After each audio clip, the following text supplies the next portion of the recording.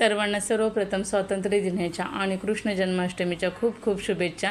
तर स्वातंत्र्य दिनाचं काही सकाळी पावसामुळे शूट करता आलं नाही आणि मुलांचीही खूप गडबड असते, तर त्यामुळे नाही मी पण जास्त रिस्क घेतली, म्हटलं जाऊ दे शूट करायचं राहू देत पावसामुळे। तर आता इथे सगळी तयारी वगैरे करून ठेवली होती। ह्या सर्व तयारीमध्ये सगळ्यात महत्त्वाचा वाटा म्हणजे स्वराजचा असतो। त्याला खूप डेकोरेशनची हौस आहे आणि त्याला खूप करण्यामध्ये पण इंटरेस्ट असतो। तर इथे सर्व तयारी करून घेतलेली, पंचामृत वगैरे सगळ्या गोष्टी, त्याचबरोबर कृष्ण जन्माष्टमीसाठी लागणारं जे सुंठवडा आहे याची सगळी तयारी वगैरे करून घेतलेली। सुंठवडा, पंचामृत आणि माखण कसं तयार करायचं याची डिटेलमध्ये रेसिपी आपल्या चॅनलवर आहे, तर त्याची लिंक मी डिस्क्रिप्शनमध्ये देईल, तर ती चेक करून घ्या।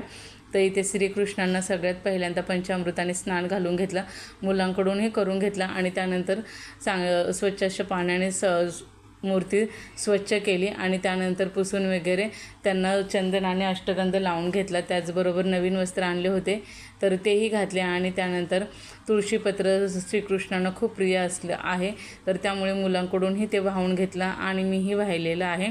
आणि त्यानंतर इथे असं आम्ही पाळणा बोलायला घेतलेला आहे, तर पाळणा आम्ही हलवत असं बोलत होतो। मुलांना खूप आवडतं हे श्रीकृष्णाचं पाळणं ऐकायला आणि बोलायला, तर इथे मीही बोलत होते आणि मुलंही पाठीमागून बोलत होते। पहिल्या दिवशी जन्मले बाळ, कळस सोन्याचा देते डहाळ, कृष्ण जन्मला कंसाचा काळ, जो बाळा जो जो रे जो जो, जो बाळा जो जो रे जो जो।